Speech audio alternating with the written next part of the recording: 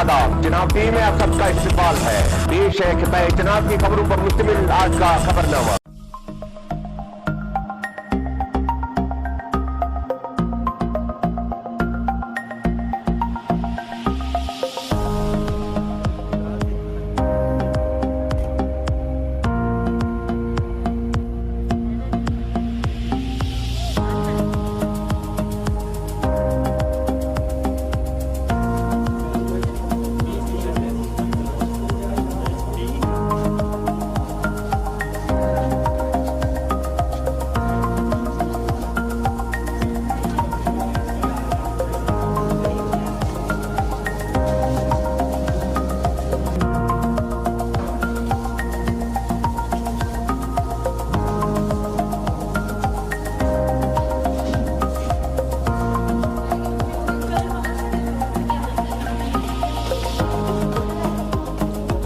देखिए, आज के दौरे का मेन फोकस था कि एक तो हमारा, जैसे आप सब जानते हैं कि यहाँ पे फर्स्ट बैच MBBS का स्टार्ट हुआ है, स्टूडेंट्स पर आ गए हैं, तो स्टूडेंट्स के बारे में पता किया जाए कि वो स्टूडेंट्स ठीक तरीके से सेटल हो गए कि नहीं। दूसरा जो है, ऑनरेबल LG साहब जो है उनकी प्लान बन रही है, शायद वो 27 तक इन बच्चों को मिलने आएंगे और फर्स्ट बैच की इनॉग्रेशन करेंगे।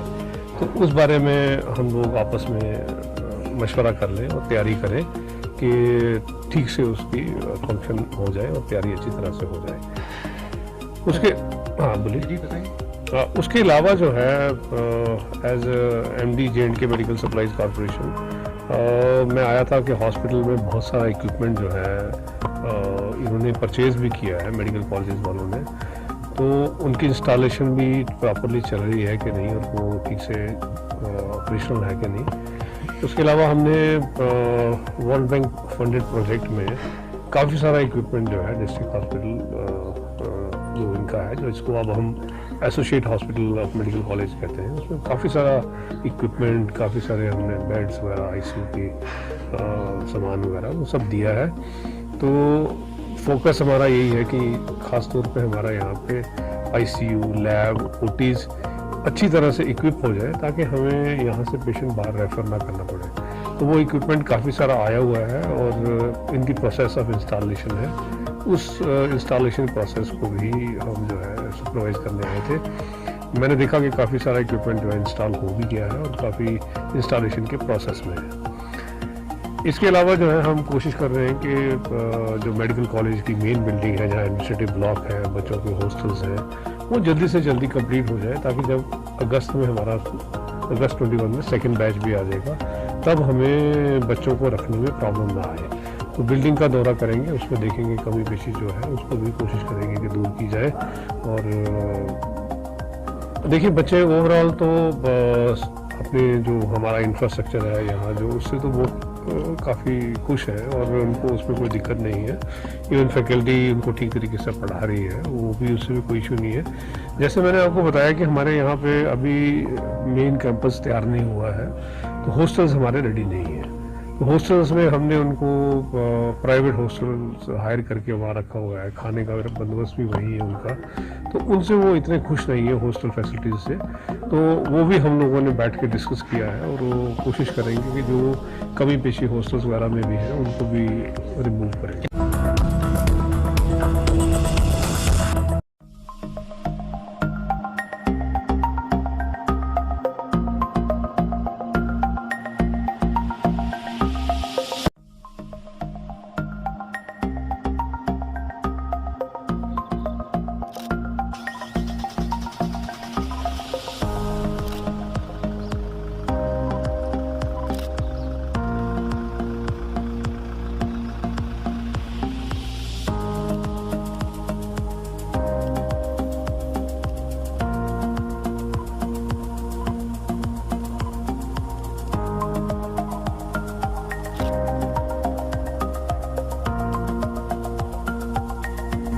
रहेगा हमारे बच्चों के लिए। बट ये इन्हीं तक नहीं रुकना चाहिए। आगे आके Yes. और आपके कांस्टेंट फिर कैंप में आर्मी के साथ भी टाई अप कर सकते हैं। Yes. उनका सिंहपुरा में एक कैंप है, तो एटलीस्ट एक दिन के लिए 2 दिन के लिए पोटैटो फार्म में यहाँ 5 बच्चे, ये 5 नए बच्चे, Yes. ताकि यहाँ के बच्चों को भी आप ट्रेन कर, इनकी जो ये सीख के आएंगे, अगर ये इन्हीं तक महदूद रहेगा तो आगे कोई फायदा नहीं। बिल्कुल तो ये आगे मतलब परकुलेट होना चाहिए। उसके बाद आपका कोशिश कर रहे हैं कि टूरिज्म मैप पे इसको अच्छे ढंग से लाएं, ताकि स्कीइंग के लिए पर्टिकुलरली सिंहपुरा एंड जो आपका आता है पोटैटो फार्म आता है, वही एक अच्छी जगह है जिसको आलू फार्म बोलते हैं। वहाँ स्कीइंग पॉसिबल हो सकती है क्योंकि स्नो वहाँ काफ़ी देर तक रहती है और उसकी थिकनेस भी काफ़ी है। Yes. इसी तरह से आपका मड़वा बाड़वन है उस एरिया का, तो वहाँ के बच्चों को भी थोड़ा सा एक्सपोजर कराने की जरूरत है, ताकि वो एक इसको एज ए चले जिसको हम कहते हैं ना एडवेंचर टूरिज्म के तौर पे लिया जाए। तो टूरिज्म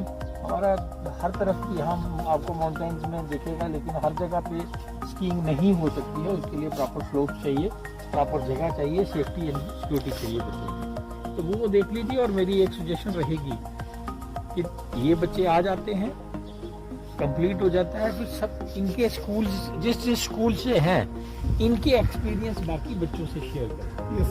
सो कि उनको भी एक्सपोजर हो और इनकी ट्रेनिंग का फायदा उनको भी हो। Yes. इन चीज़ों को मदद कीजिए। आपको बहुत बहुत मुबारक है, ये 3rd बैच है। आपके डायरेक्टर जनरल ने काफ़ी पेन दी है, सुनील साहब ने। खुश थे वो बच्चे कि जहाँ पर हमें मौका मिला जिंदगी में, ये पहली बार सर सिर्फ डिस्ट्रिक्ट किश्तवाड़ में नहीं, पूरी यूनियन टेरिटरी में, हमारी स्टेट में पहली बार ऐसा हो रहा है कि गुलमर्ग में जाने का बच्चों को मौका मिल रहा है। और ये ट्रेंड होके वहां से सर ये आएंगे, और जैसा किश्तवाड़ स्नो बाउंड एरिया है, आज ये लोग ट्रेंड होके आएंगे और जहाँ के बच्चों को भी प्रैक्टिस दे सकते हैं। जैसे लास्ट ईयर हमारा एक स्पोर्ट्स काउंसिल का बैच चला था जहाँ सिंहपुरा में, और जैसे आलू फार्म में भी काफी बर्फ रहती है 5-4 महीने, तो वहाँ पर हमारे डिस्ट्रिक्ट को काफी इनका बेनिफिट हो सकता है।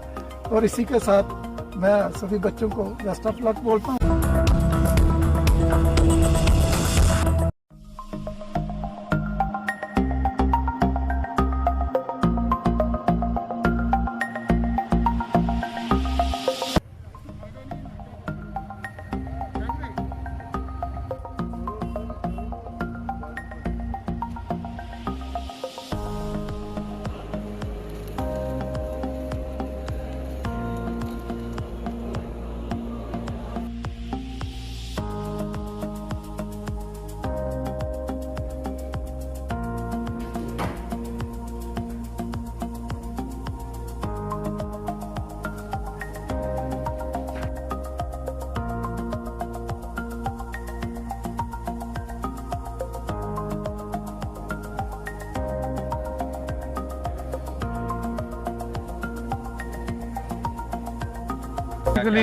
बेसिकली देखिए, रहने की दिक्कत तो नहीं है, बच्चे एडजस्ट कर लेते हैं। खाने की दिक्कत होती है। आप शायद जानते होंगे कि तकरीबन जो है 80% बच्चे जो है कश्मीर से हैं, बाकी बच्चे डिफरेंट पार्ट्स ऑफ जो यूटी है। तो हर बच्चे की अपने अपने खाने की हैबिट होती है और वो उस हिसाब से वो बच्चे एडजस्ट नहीं कर पा रहे। और खैर कुछ कंप्लेंट्स हमें उनकी भी आई है, मैस वगैरह की, जो वहाँ पे मैनेज कर रहा है। तो उसमें प्रिंसिपल साहब जो है he is investigating into it, we will try to fix it up immediately ताकि बच्चों को कोई दिक्कत ना हो। सर, हम अभी हॉस्टल से आए हैं तो वहाँ पे हमने देखा कि 10 से 12 बच्चे जो हैं उनको आ रही है, क्यों वो एडमिट? देखिए, वो ज़्यादातर आप जैसे जानते हैं कि यहाँ वाटर बोर्न डिजीज़ बहुत हैं, तो मैं भी बच्चों से डिस्कस करके आया, मैं सबसे मिल के भी आया हूँ, एडजस्ट करके भी उनको वहाँ पे हॉस्टल में हम सब लोग गए थे, प्रिंसिपल साहब भी, तारिक साहब भी। तो मुझे लगता है कि वो कुछ फूड पॉइजनिंग उनको हुई है और वो फूड पॉइजनिंग से इनको ये दिक्कत आई है और सारे स्टेबल हैं, कोई चिंता का विषय अभी इवैल्यूएट कर रहे हैं, अभी हमें पूरा पता नहीं है और किस तरह से। पूरी इन्वेस्टिगेशन के लिए, क्योंकि आप जैसे जानते हैं यहाँ प्रिंसिपल साहब खुद एक कम्युनिटी मेडिसिन के एक्सपर्ट हैं, उन्होंने पूरी टीम एक लगा रखी है, इन्वेस्टिगेट करा रही है। पूरी कोशिश करेंगे कि पूरा हमें पता लग जाएगा किस वजह से होता है। देखिए, मैंने आपको कहा कि प्रिंसिपल साहब ने इन्वेस्टिगेट कर रहे हैं। अगर इसमें कोई ऐसी, क्योंकि हम लोगों ने उसके साथ एक कॉन्ट्रैक्ट किया है, वो अंडर कॉन्ट्रैक्चुअल ऑब्लिगेशन है कि हमें ये सब साफ सुथरी चीज़ें वो प्रोवाइड करें। अगर वो नहीं करेगा तो obviously we will launch a complaint.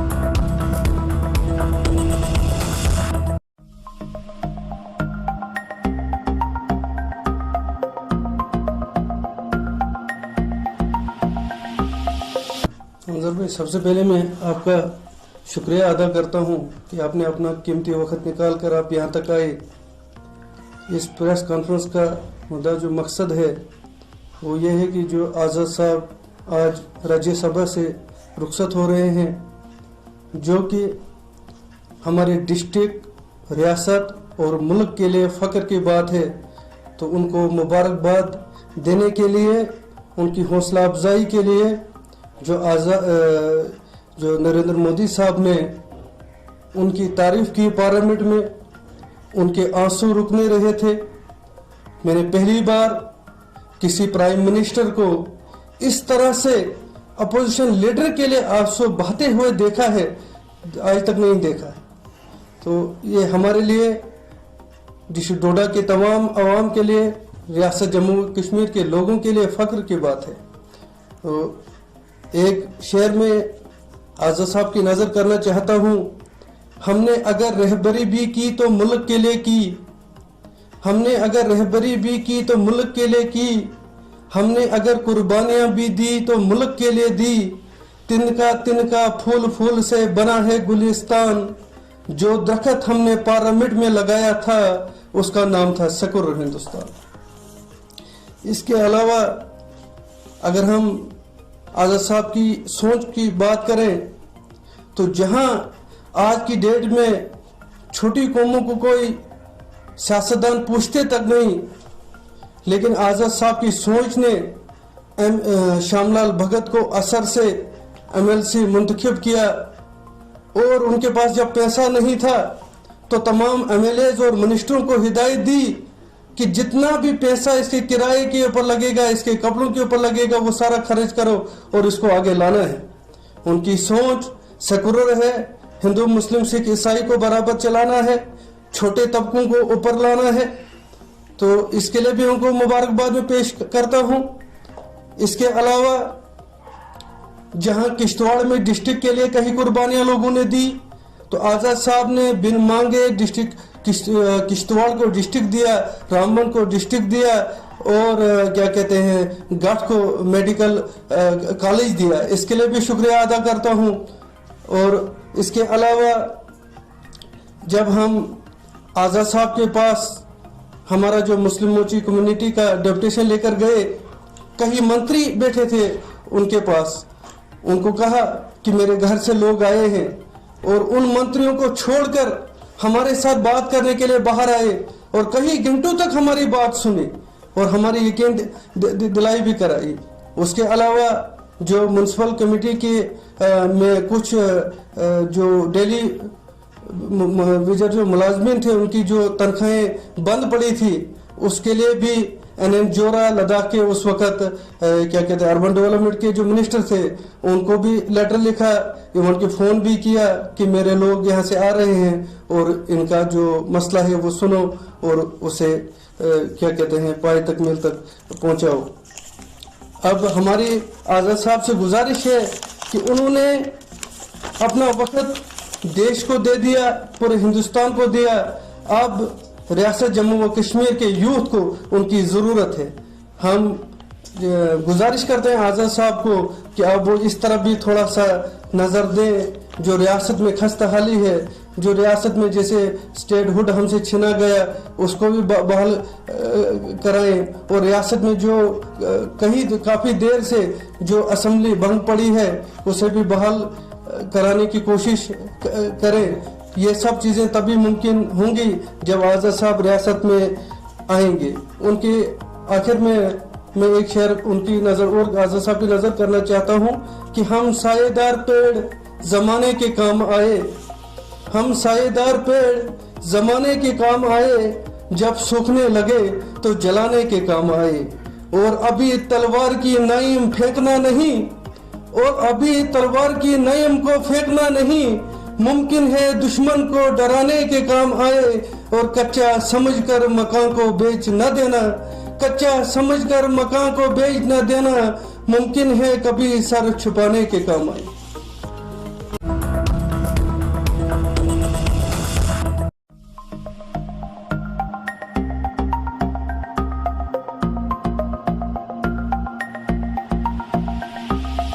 Press conference देने आए हैं, किन इशू को लेकर आज आप मीडिया के सामने आए हैं? सबसे पहले आपका बहुत बहुत शुक्रिया, धन्यवाद। आपने अपना कीमती समय निकाल कर आप यहाँ पर आए। मैं आपका दिल की गहराइयों से धन्यवाद प्रकट करता हूँ कि आपने एक मुद्दा है उसको सुनने के लिए मेरी आवाज़ को मीडिया के माध्यम से उठाने का ये प्रयास कर रहे हैं, उसके लिए आपका बहुत बहुत शुक्रिया। हाल ही में अभी 1-2 दिन पहले पकलडोल पावर प्रोजेक्ट की मैं बात कर रहा हूँ। बेंगलुरु में जेपी कंपनी वहां पे कार्य कर रही है पावर प्रोजेक्ट। अभी वहां पर कुछ एम्प्लॉयज द्वारा वहां पर कुछ धरना प्रदर्शन, या मैं ये कहूँ धरना प्रदर्शन के बाद पावर प्रोजेक्ट एडमिनिस्ट्रेशन के साथ उनकी बातचीत चल रही थी, इंटरनल मसला था, और तुरंत उसके बाद वहां पर लाठीचार्ज कर दिया जाता है पुलिस के द्वारा। तो सबसे पहले मैं उस लाठीचार्ज की कड़े शब्दों में निंदा करता हूँ, मजम्मत करता हूँ। किश्तवाड़ में बहुत बड़े बड़े कांड हुए हैं, तो तब तो पुलिस हमें कहीं नजर नहीं आती है। आज कुछ भी पावर प्रोजेक्ट्स में कुछ भी वहां के एम्प्लॉयज अगर इस एडमिनिस्ट्रेशन के साथ, वहां के एडमिनिस्ट्रेशन के साथ अपनी पावर प्रोजेक्ट एडमिनिस्ट्रेशन के सामने अगर वो गुहार लगाते कुछ मांगे रखते हैं, तो तुरंत देखने को मिलता है उनकी आवाज को कुचलने का काम यहाँ का पुलिस प्रशासन करता है।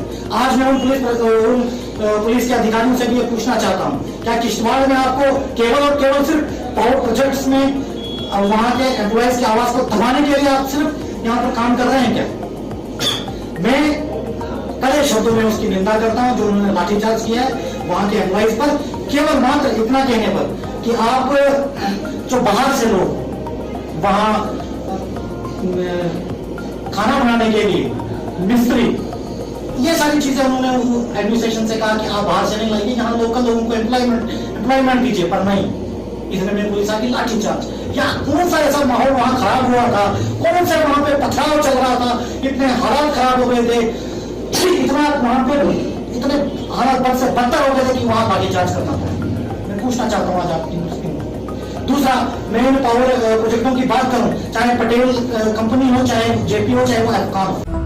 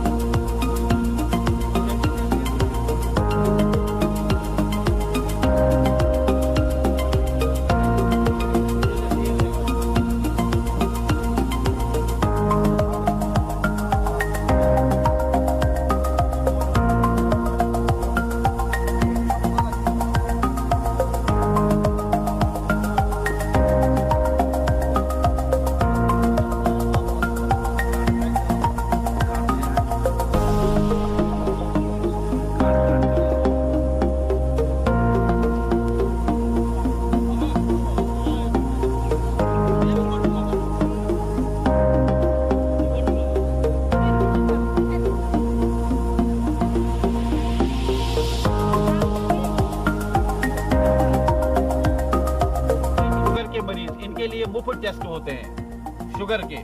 उसमें आपको एक चाहिए आधार कार्ड और राशन कार्ड। हम टेठार में भी करते हैं, यहाँ बानाल में भी करते हैं, जहाँ जहाँ हेल्थ फैसिलिटीज़ है वहाँ पे शुगर का बंटवार दो। एक दिन हफ्ते में खाली पेट आपको आना पड़ेगा हेल्थ सेंटर में नज़दीकी, वहाँ पे आपको शुगर का टेस्ट मुफ्त होता है। चाहे आप टेठार आ जाइए अगर नज़दीक पड़ता है।